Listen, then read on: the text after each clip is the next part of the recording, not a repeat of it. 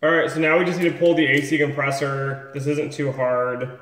You just take off the covers, loosen the belt tensioner, and then undo, I think, like 4 mounts, undo the AC right here, and we should be able to pop this out quickly. Also, as a side note, so I did not pump my Freon. I just took this to the local guy that I like to use. He charged you about $100 to pump it. He told me to drain the oil out of the AC compressor because the manufacturers, I guess, don't typically put the exact same amount in, so it's hard to tell if it's 1 ounce, 5 ounces, 2 ounces, like we don't really know. So I'm gonna drain this. I've already drained the oil out of this by taking off the cap. I drained it into a container. Anyways, he's going to fill the proper amount of oil in here and then vacuum the system, then add the oil, then recharge the Freon. So that's kind of crucial so you have the exact amount of everything you need. So I'm just going to take off the entire cover just to make it easier. You do have to take off this entire bolt anyways. And be aware there's a bracket on the back here, so you can either catch it with your hand or you can let it fall, but it'll be a pain to get if not.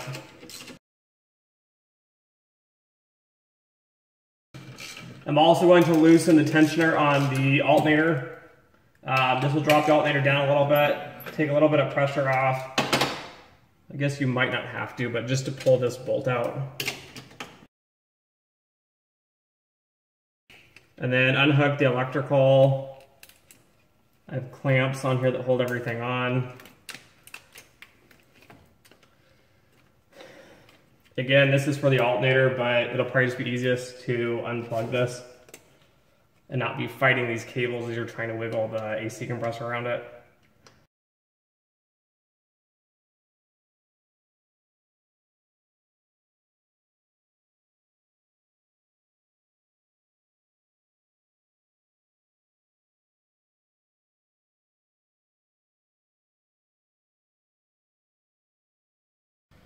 All right, so as a warning note as well, I've already unhooked one side of the AC, but typically you should be wearing gloves when doing this. I actually had gloves on when I originally pulled this line and the dryer for safety reasons, because even when you suction out all the Freon, there's still pressure in the system and it will still can get stuff on you.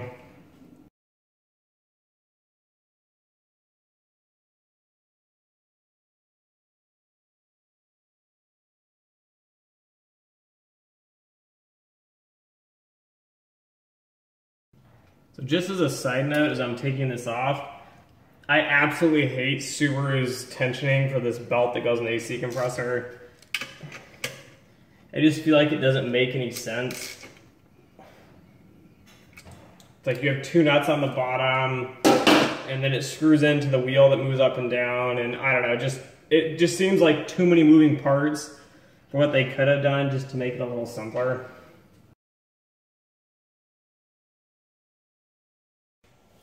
Alright, so I couldn't get these stupid nuts to loosen so I could pull the whole wheel out, so I just took the whole stupid thing off.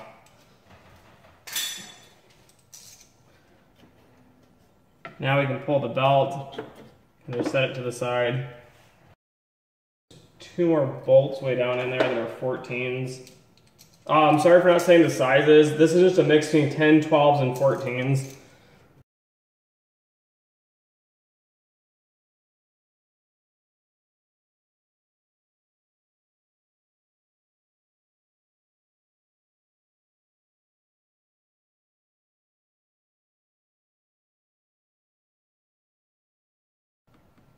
So it's kind of tight in here, but I don't want to have to try to take off a bunch of different components just to get this off. And there's kind of like a brace that mounts it on that this actually mounts to.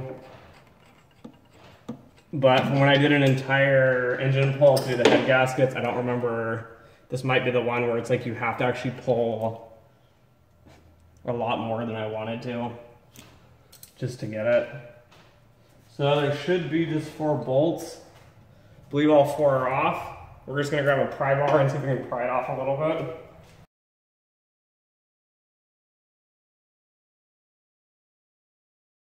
So it looks like there's a bottom bracket in here I have to take off too. It actually butts up against this.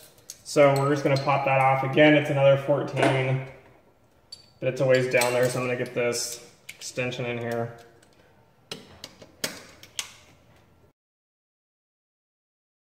Oh wow, so no prying necessary. This just pops off quickly. There's no nice clamp here to clamp the other electrical hoses to.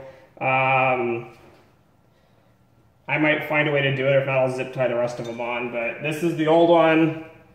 Again, it's making a high pitched kind of grinding noise. So we took it off.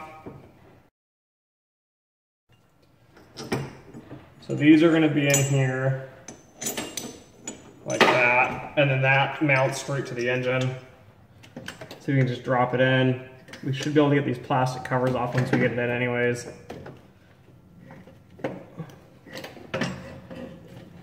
You gotta get it around the dipstick here. All right, that actually wasn't too bad. I'm gonna put the top ones into cut and I help hold it up. It's easier to see. And then we'll mount everything else back in.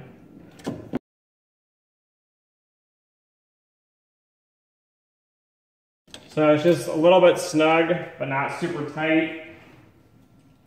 Gonna put these mounts all back on. Let's see.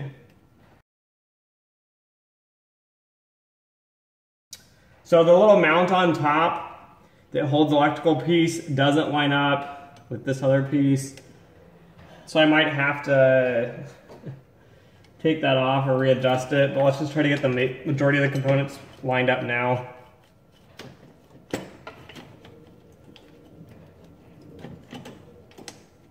And be careful this bolt gets stuck kind of in the electrical that's up here. So again, I'll show you guys how to get just this put into place for the most part, and then I'm gonna have to come back. I'm gonna have to cut part of the little bracket off to get it to fit with this other one, or I might take the top piece off and then try to mount an old piece, but it doesn't look like it has the same screw holes, so. Okay, so I'm just gonna hold that right there for now. Let's get the small extension.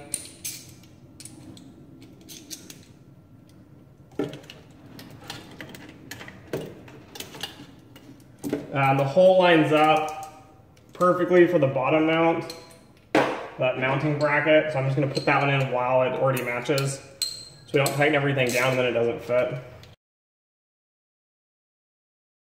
So now we'll go back and mount these last two bottom bolts.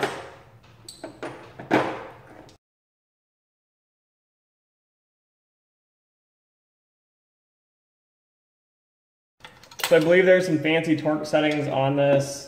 I don't think I can even fit my torque wrench in here, but I'm going to tighten each one of these a little bit at a time just to get it fairly even. Just make sure it's fairly tight. I'll probably come back and check after they refill it that everything's tight, drive it, and then check it one more time just to make sure nothing's vibrating loose. But again, I tightened this one, now the bottom one's loose, so I would just go around kind of like a tire, maybe in a circle or crisscross. But again, I'm not going to tighten this top one yet.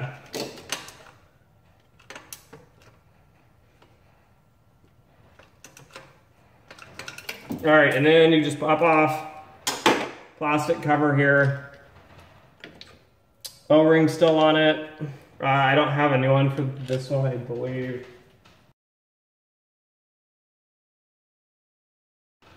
So yeah, there's no new O-rings for this. If you wanted to do this, I would say the correct way, or maybe a better quality way, I would make sure you have plenty of extra O-rings for a lot of these joints.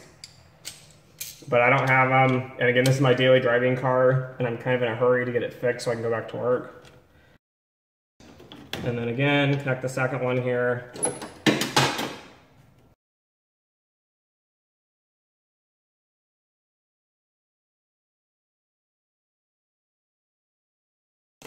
But again, make sure your O-rings are on there so nothing leaks out when you refill the system, because if not, it's going to be a lot more headaches and a lot more work. And that's basically it, guys. You just need to put the belt back on, put the brackets back on, put the tensioners back on, and then put that cover back on and you're done. But this is installed. Don't forget to plug the electrical in. I'm gonna quit the video here just because I'm probably gonna take this bracket off the top and cut part of it so it'll fit. Or if not, figure out how to take this bracket off and readjust it somehow. Because this is a 4 Seasons, I believe, kit. It comes with the AC compressor, the expansion valve, and the dryer. But they don't exactly fit, I guess, on the Subaru for just like the little hardware electrical mountings. But, I mean, it fits in here well. We'll give it a try and see how it does, so. All right, so this is the final one. AC lines are hooked up. The new compressor is in.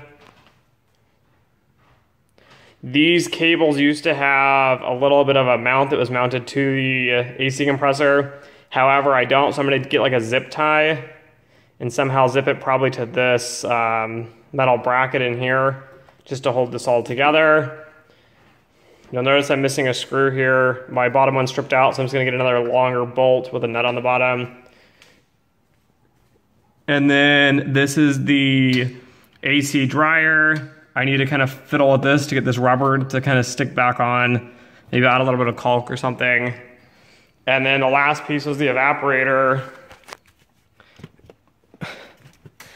which you can't see, but I had to take out underneath the dash there and put in the new evaporator, so that's kind of it.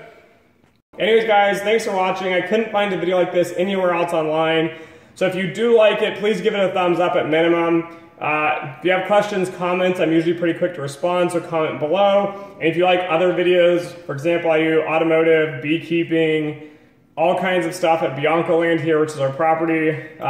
Subscribe, hit the little bell next to it to get notifications. And as always, until next time.